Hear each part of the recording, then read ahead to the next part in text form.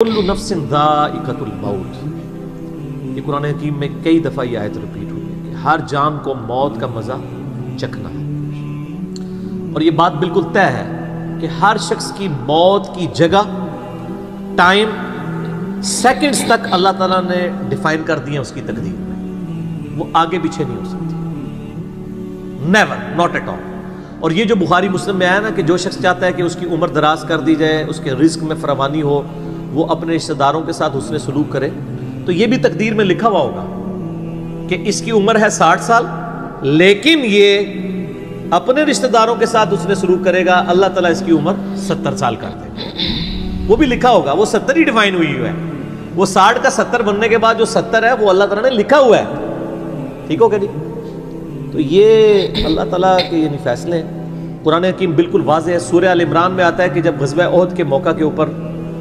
मुनाफिकीन ने कहा ना कि हमने अपने भाइयों को मना किया था कि ओहद के मैदान में ना जाओ वरना कत्ल हो जाओगे, तो अल्लाह ताला ने फरमाया अगर इनकी मौत का वक्त आ चुका होता ये खुद खिंचे चले जाते अपनी मक्तल गाहों की तरफ, ये अपने आप को रोक भी ना पाते। फिर सूरह निसा में आया कि तुम अपने आप को मजबूत किलों में भी बंद कर लो ना, मौत तुम्हें वहां पे भी आके जाएगी, वो मौत को आप टाल नहीं सकते, एक लम्हा ना आगे होगी ना पीछे। सूरह लुकमान के बिल्कुल एंड में आता है ना कि 5 उलूम अल्लाह ताला के साथ खास है, उनमें एक है कि कोई जान नहीं जानती कि उसको किस जमीन में मौत आएगी। हाँ, अल्लाह ताला वही के जरिए बता दे। जैसे मुस्लिम शरीफ में हदीस है, नबी सल्लल्लाहु अलैहि वसल्लम ने ग़ज़वा बदर से एक दिन पहले ज़मीन पे लकीरें खींच दी थी बदर के मैदान में, यहाँ कल अबू जहल की लाश होगी, यहाँ उतबा की होगी, यहाँ उमैया इब्न खलफ की होगी। सर अब आप उमर सीरीज देखें ना, वहाँ आपको लाशें पड़ी हुई नजर भी आएंगी। ठीक हो गया जी? तो ये आप सल्लल्लाहु अलैहि वसल्लम ने पहले डिफाइन कर दी थी सारी चीज़ें, तो ये अल्लाह ताला ने आपको वही के जरिए बताया था। अल्लाह ताला बता सकता है अपने पैगंबर को, तो वाकई मौत का वक्त मुकर्रर है, वो टल नहीं सकता। लेकिन इस पे ये भी सवाल होता है कि अगर कोई शख्स किसी को कत्ल कर दे तो फिर उसका क्या कसूर है?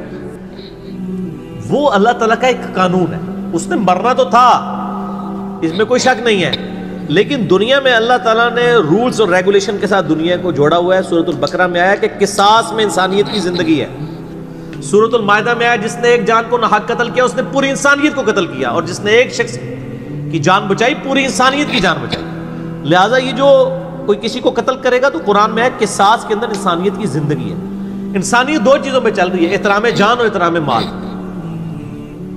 अगर ये 2 चीजें निकल जाएं तो मुआशरा नहीं चल सकता। गोरों का मुआशरा हमसे बेहतर क्यों है? बगैर रिलीजन के भी एहतराम जान एहतराम माल है, जस्टिस है, इंसाफ है, अदालतें आजाद है, जहां पे एहतराम जान भी एहतराम माल भी है। सालों तक वो सबूत ढूंढते रहते हैं, उसके बाद बंदे को पकड़ते हैं, या बंदे पकड़ के गायब होके मर जाते हैं, उनके रिश्तेदार अदालतों के चक्कर काटते रहते हैं कि जी हमारा बच्चा उठाया गया। ना अदालतों को पता होता है ना और किसी को पता होता है। तो ये चीजें तो फिर जाहिर है कि एक रिवेंज क्रिएट करेंगी ना। हम इसलिए कहते हैं अदालतों को आजाद होना चाहिए, अदालत से ऊपर कोई नहीं होना चाहिए। अदालतें आजाद होंगी, बाकी सारा सिस्टम बेहतर हो जाएगा। ठीक हो गया? तो ये यानी अल्लाह ताला ने वक्त मुकर्रर कर दिया है, वो आगे पीछे नहीं होगा। और आप देखते हैं कितने लोग मौत के मुंह से वापस आ जाते हैं। हजरत खालिद इब्न वलीद रज़ी अल्लाह ताला 100 से ज्यादा मार के लड़े उन्होंने, और जब मौत का वक्त करीब आया वो कहते हैं मेरे जिस्म का कोई एक हिस्सा भी ऐसा नहीं जहां पे किसी नेज़े या तलवार का निशान मौजूद ना हो। ये उमर सीरीज में उन्होंने उनकी मौत का वक्त फिल्माया है। अबू दरदा उनके पास बैठे हुए हैं और वो कहते हैं देख लो अगर मौत मैदान जंग में आनी होती ना अबू दरदा, तो मेरे जिस्म का एक हिस्सा भी ऐसा नहीं जहां पे कोई जख्म ना हो, और मैं एक बूढ़े ऊंट की तरह बिस्तर मर्ग पे मर रहा हूं। मैदान जंग में नहीं शहादत मिली, शहादत इतनी आसानी से नहीं मिल जाती इंसान को, वो अल्लाह ताला जिसके लिए डिफाइन करेगा। बाकी ये है कि अल्लाह ताला ने उनको एक फजीलत दी कि वो अल्लाह की तलवार थी, ज़ाहिर तलवार तो टूट नहीं सकती थी। तो जो लोग अल्लाह के लिए जिंदगी गुजारे वो आम हालत में भी मरे, अल्लाह ताला उनको शहादत को रुतबा अता फरमा देता है। तो मैदान जंग में जाने से मौत नहीं आती। कितने लोग मौत के मुंह से वापस आते हैं, और सर एयर क्रैश में लोग बच गए हुए हैं, और तो और छोड़ दे जहां पे कोई इंसान इमेजिन नहीं कर सकता। कई बम फटते हैं, बंदे मर जाते हैं, किसी औरत ने बच्चा उठाया हुआ है, बच्चा सीधा सलामत मिल जाता है वहां से। ये अल्लाह के फैसले हैं, किसके लिए क्या जिंदगी रखी है। वो इसीलिए कहा जाता है ना कि मारने वाले से जो बचाने वाला जो है ना वो बड़ा है। یعنی وہ ویسے تو مارنے والا بھی اللہ ہی ہوتا ہے، لیکن وہ اس حوالے سے کہا جاتا ہے کہ دنیا میں اگر کوئی سمجھتا ہے نا کسی شخص کو مار سکتا ہے تو، اور اگر اللہ نے اس کی موت نہیں لکھی ہوئی تو نہیں ہے۔ موت انسان کی زندگی کی حفاظت کرتی ہے سر۔ میری سب سے بڑی محافظ میری موت ہے۔ اگر میری موت لکھی ہوئی ہے نا 2050 کے اندر، پوری دنیا مل کے بھی مجھے 2049 میں بھی نہیں مار سکتی، آج 2018 میں تو تصور بھی نہیں۔ اور اگر میری زندگی لکھی ہوئی ہے 2018 میں ختم ہونی، چاہے وہ ایئر کریش کے اندر ہو، چاہے وہ ہارٹ فیٹ کے ذریعے ہو، چاہے وہ گردوں کے فیلئر کے ذریعے ہو، چاہے برین ہیمریج کے ذریعے ہو، کسی بھی ذریعے سے ہو، تو کوئی اسے بڑھا نہیں سکتا۔ دیکھ لینا آپ پچھلے دنوں کتنا بڑا ایک واقعہ ہوا ہے، یعنی ہمارے پاکستان میں 3 ٹائمز جو پرائم منسٹر رہے ہیں نواز شریف صاحب، ان کی بیوی 1 سال سے زیادہ وینٹیلیٹر کے اوپر رہی ہے۔ ان کے پاس پیسے کی کوئی کمی تھی؟ علاج کرانے کا کوئی ایشو تھا؟ سب کچھ کروایا، بچا سکے؟ نہیں۔ غریب آدمی تو کہتا ہے پیسے ہوتے تھے شاید بچ ہی جاتا۔ سر جن کے پاس پیسے ہیں وہ بچا کے بتاتے ہیں۔ موت کا وقت لکھا ہوا ہے سر، کوئی نہیں ٹال سکتا۔ صرف پیغمبر کے بارے میں بخاری مسلم میں آتا ہے، عائشہ کہتی ہیں کہ نبی صلی اللہ علیہ وآلہ وسلم فرمایا تھا کہ اللہ تعالیٰ انسان جو پیغمبر ہوتا ہے نا اس کے اوپر یہ آپشن رکھتا ہے کہ وہ چاہے تو ہمیشہ کے لیے زندہ رہے، چاہے اسے موت آ جائے۔ پیغمبر کے علاوہ کسی اور کے لیے یہ فضیلت نہیں ہے۔ اور کہتی ہیں کہ بخاری مسلم دونوں میں نے وفات النبی پہ مسئلہ 163 بھی ریکارڈ کروایا، اس میں نے بتایا تھا کہ عائشہ کہتی ہیں نبی صلی اللہ علیہ وآلہ وسلم اپنے موت کے وقت بار بار اوپر سر مبارک یعنی اٹھاتے تھے اور کہتے تھے اللہم الرفیق الاعلیٰ۔ تو کہتی ہیں میں نے جان لیا کہ حضور اپنی صحت مند زمانے میں کہا کرتے تھے کہ موت کے وقت نبی کے اوپر پیش کیا جاتا ہے، چاہے تو وہ دنیا میں رہے چاہے اسے موت آ جائے۔ تو مجھے لگتا ہے کہ نبی علیہ السلام پہ اس وقت آفر وہ پیش کی جا رہی ہے اور آپ کہہ رہے ہیں اللہ مجھے رفیق الاعلیٰ کے ساتھ ملا لے۔ تو میں نے کہا مجھے اب پتہ چل گیا کہ آپ صلی اللہ علیہ وسلم کو یعنی وفات ہو جائے گی آپ کی۔ یہ نبی کے لیے خاص ہے اور کسی کو کوئی آپشن نہیں ملتا۔ وہ بخاری مسلم میں موجود ہے نا حدیث، حضرت موسیٰ علیہ السلام کے پاس حضرت اسرائیل علیہ السلام، اسرائیل کا لفظ تو یعنی تفسیر تبری میں اور یہودیوں کے ہاں ملتا ہے، یہ بنی اہل سنت کے ہاں بھی رناؤنڈ ہے، اصل میں لفظ ہے ملک الموت، دونوں لفظ ٹھیک ہے۔ ملک الموت علیہ السلام حضرت موسیٰ علیہ السلام کے پاس گئے، انہوں نے آگے سے تھپڑ مار دیا، ان کی آنکھ نکل گئی، انسانی شکل میں آئے تھے۔ تو وہ اللہ تعالیٰ کے پاس شکایت لے کے گئے کہ تو مجھے اس شخص کے پاس بھیج رہا ہے کہ جو مرنا نہیں چاہتا۔ اللہ تعالیٰ نے فرمایا اس کو جا کے کہو کہ تم جو ہے وہ بیل کی پشت کے اوپر ہاتھ رکھو، تمہارے ہاتھ کے نیچے جتنے بال آ جائیں گے نا اتنے سال بھی زندگی تمہاری اور بڑھا دی جائے، سینکڑوں سال۔ تو حضرت موسیٰ نے کہا اس کے بعد ان کا اس کے بعد موت، کل نفس ذائقۃ الموت، موت تو سب کو آنی ہے، ایک ہی ہے جسے موت نہیں آنی، یا حی یا قیوم برحمتک استغیث، اے خود سے زندہ اور ہر چیز کو تھامنے والے، باقی وہ سب کو موت آنی ہے۔ تو انہوں نے کہا پھر بعد میں آنی ہے تو ابھی کیوں نہیں؟ موت نہیں کوئی ٹال سکتا سر، ورنہ پیغمبروں کے لیے ٹل جاتی ہے۔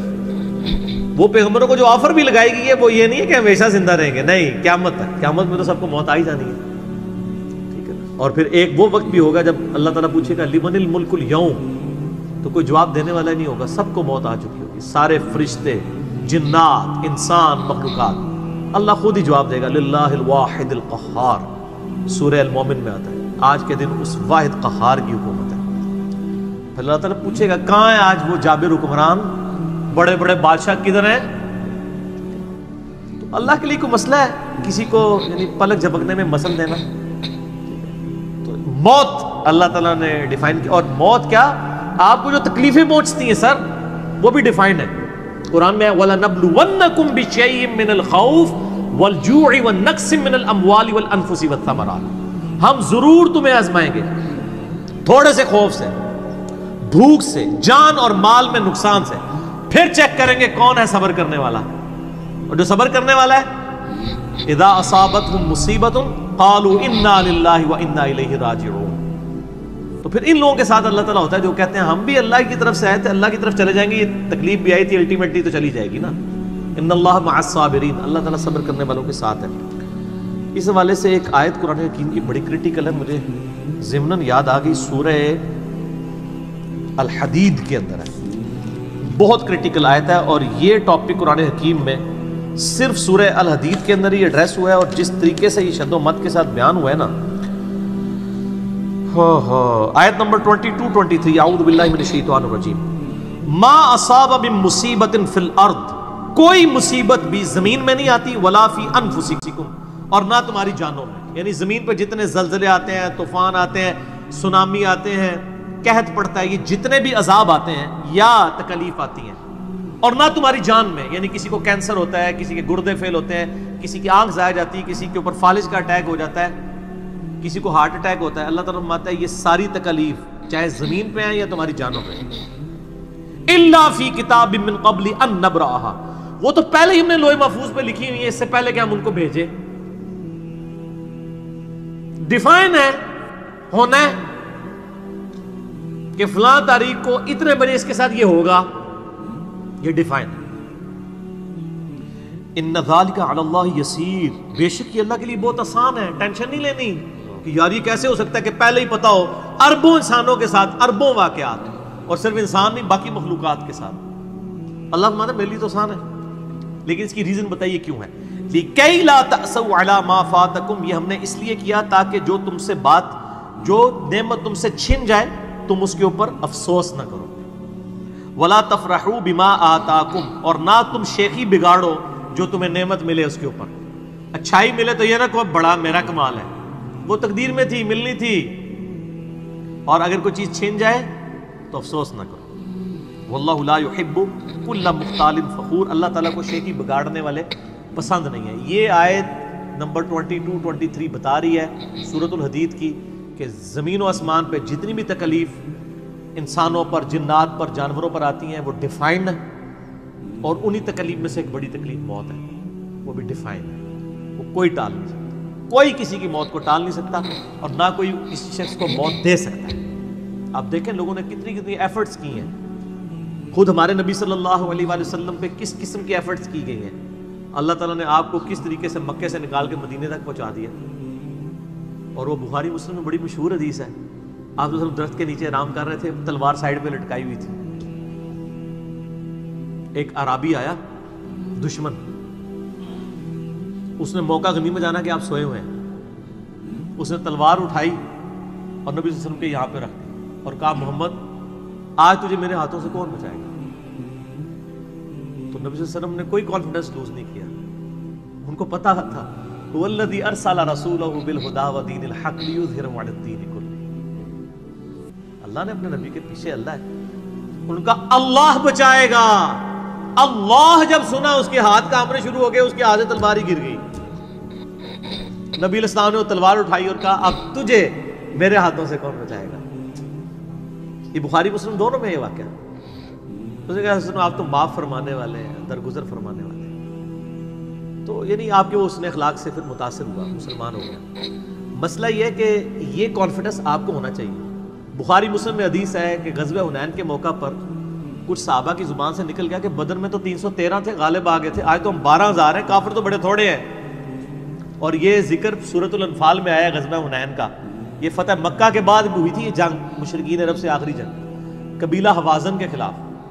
اللہ کا ماتا جب تم نے یہ جملہ بولا نا پھر تمہیں بھاگنے کی جگہ نہیں ملتی تھی، حوازن کے لوگوں نے جب تیر چلائے تو 12,000 میں سے صرف 80 بندے نبی علیہ السلام کے ساتھ رہ گئے، باقی سب بھاگ گئے۔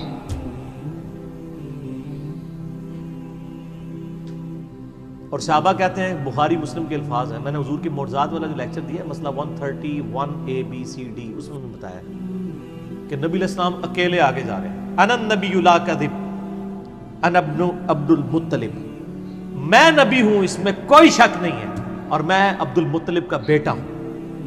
یہ رڈز پڑھتے ہوئے آپ صلی اللہ علیہ وسلم اکیلے آگے جا رہے ہیں، اور آپ صلی اللہ علیہ وسلم نے زمین سے یوں مٹھی بھری کنکریوں کی اور یوں کافروں کی طرف، اور فرمایا چہرے مسخ ہو جائیں، آنکھیں اندھی ہو جائیں، اور سب کی ہو گئی، مسلمانوں کو فتح ہو گئی، اور اسی کا ذکر ہے وَمَا رَمَيْتَ إِذْ رَمَيْتَ وَلَكِنَّ اللَّهَ رَمَى، اے نبی جو آپ نے کنکریاں پھینکی تھی وہ آپ نے نہیں پھینکی تھی، وہ اللہ نے پھینکی تھی، یعنی اللہ کا پیچھے ڈیوائن ڈیسیژن تھا۔ تو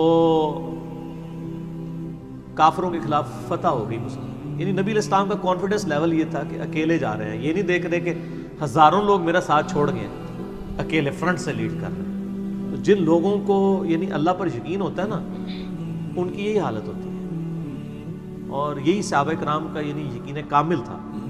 اس لیے آپ دیکھیں نا، آپ عمر سیریز میں دیکھیں گے حضرت خالد بن ولید جنگ یمامہ میں جب مسلمانوں کو شکست ہونے لگتی ہے، اکیلے آگے جاتے ہیں۔ جنگ یرموک میں بھی ایسے ہی کرتے ہیں۔ تو جن کو اعتماد ہوتا ہے نا، وہ پھر فرنٹ سے لیڈ کرتے ہیں کہ موت ٹال نہیں سکتی، موت کیا تکلیف بھی جو آپ کو پہنچنی ہے، اور سر اسی کے ساتھ آپ زندگی گزار سکتے ہیں، اس کے بغیر آپ زندگی نہیں گزار سکتے، کڑ کڑ کے مر جائیں گے۔ آپ کس چیز کو کیٹر فور کر سکتے ہیں؟ ہم یقین کریں صبح اسکول بچوں کو بھیجتے ہیں تو دعائیں پڑھتے رہتے ہیں۔ کیا ہو سکتا ہے؟ ایکسیڈنٹ ہو سکتا ہے، وہاں پہ بچہ جھولے سے گر سکتا ہے، کسی کی ہڈی ٹوٹ سکتی ہے، کان پٹی پہ لگ جائے ڈیتھ ہو سکتی ہے۔ یار اتنی چیزوں کو کون کاؤنٹر فار کر سکتا ہے؟ اللہ۔ تو اللہ پہ توکل کریں، اور جب تکلیف آ جائے انا للہ و انا الیہ راجعون۔ صحیح مسلم میں حدیث ہے، نبی صلی اللہ علیہ وآلہ وسلم نے فرمایا جو شخص تکلیف کے وقت فوراً پڑھ لے انا للہ و انا الیہ راجعون اللہم اجرنی فی مصیبتی واخلف لی خیرا منہا، اللہ تعالیٰ اس کو اس کا بہتر نعم البدل عطا فرما دے گا۔ میرے یوٹیوب پہ کلپ بھی ہے اس دعا کے اوپر، مصیبت اور پریشانی کے حوالے سے یعنی بہتری کے لیے دعا، یہ کر کے لکھیں تو آپ کو کھل جائے گا۔ یہ آپ کو مشکات میں کتاب الجنائز چیپٹر میں پہلی جلد میں دعا مل جائے گی صحیح مسلم کے حوالے سے۔ ام سلمہ کہتی ہیں کہ جب میرا خامن فوت ہوا تو میں نے یہ فوراً دعا پڑھ لی، انا للہ و انا الیہ راجعون، ہم بھی اللہ کی طرف سے ہیں، اس کی طرف لوٹ کے جانے والے ہیں۔ اللہم اجرنی فی مصیبتی، اے اللہ مجھے اس مصیبت میں بہتر اجر عطا فرما، واخلف لی خیرا منہا، اور مجھے اس سے بہتر بدلہ عطا فرما دے۔ کہتی میں دل میں سوچ رہی تھی کہ اس سے بہتر مجھے خامن کیسے مل سکتا ہے؟ ابو سلمہ سے بہتر تو انسان حضور کے صحابہ میں بھی کوئی نہیں ہے۔ عدت گزاری تو نبی علیہ السلام نے رشتے کا پیغام بھیج دیا، ام المومنین بن گئی، اور ہماری وہ ماں ہے جو سب سے آخر میں فوت ہوئی ہیں، واقعہ کربلا کے بھی بعد فوت ہوئی ہیں ام سلمہ، واقعہ کربلا ان کی زندگی میں ہوا ہے، ام سلمہ رضی اللہ تعالی عنہا۔ تو یہ دعا یاد کریں، انا للہ و انا الیہ راجعون، اتنا حصہ تو قرآن میں ہے، باقی صحیح مسلم میں اللہم اجرنی، اللہم اجرنی، یہ جھٹکے سے پڑھنا ہے، اللہم اجرنی فی مصیبتی واخلف لی خیرا منہا۔ تو باقی ہم تو دعائیں کر سکتے ہیں، باقی صبح شام کے اذکار ہیں، اللہ کی طرف رجوع لائیں، وہ اتنی چیزوں کی حفاظت کرنے والا ہے۔ باقی سب سے بڑی تو حفاظت یہ ہے جو سورہ غافر میں، سورہ المومن میں آیا کہ اصل میں کامیاب وہ ہوا جو دوزخ کی آگ سے بچا لیا گیا۔ سر دنیا میں آپ کو کوئی کتنا عذاب دے لے گا، الٹیمیٹلی تو موت آ کے آپ کو آزاد کر دے گی۔ جب فرعون کے دربار میں وہ جو جادوگروں نے کلمہ پڑھ لیا تھا تو اس نے کہا تم نے میری اجازت کے بغیر پڑھ لیا، میں تمہیں تمہارے مخالف سمت کے ہاتھ پاؤں کٹوا کے تمہیں سولی پہ چڑھا دوں گا۔ تو انہوں نے کیا کہا تھا؟ انہوں نے کہا تو جو کچھ دے گا دنیا کی زندگی میں عذاب دے سکتا ہے نا، کوئی شخص کسی کے مرنے کے بعد تو اسے عذاب نہیں دے سکتا نا، وہ لاش تو بس لاش ہی پڑی ہے نا، اصل چیز تو روح تھی نا، تو تیرا اختیار تو دنیا کی زندگی تک ہے۔ تو یہ کانفیڈنس لیول ہونا چاہیے کہ کوئی کسی شخص کو کتنی تکلیف دے لے گا، موت تو پھر بہرحال تکلیف سے آزادی کا ذریعہ بن جائے گی۔ اگر پھر اللہ کی مرضی کی زندگی گزاری ہے تو آزادی کا ذریعہ ہے، ورنہ اب تو کہتے ہیں کہ مر جائیں گے، مر کے بھی نہ چین پائے تو کدھر جائیں گے۔ تو سر یہ لوگ تو کہہ دیتے ہیں نا مر گئی تو جان چھٹی، نہ، مرنے تو بعد جان پھڑی گئی، چھٹی اس کی جس نے دنیا اللہ کی مرضی کی گزاری، جس نے دنیا اپنی مرضی کی گزاری تو اس کی جان تو پھر مرنے کے بعد اور پھنس گئی۔ ٹھیک ہو گیا جی؟ تو موت کا وقت مقرر ہے، کوئی نہیں ٹال سکتا۔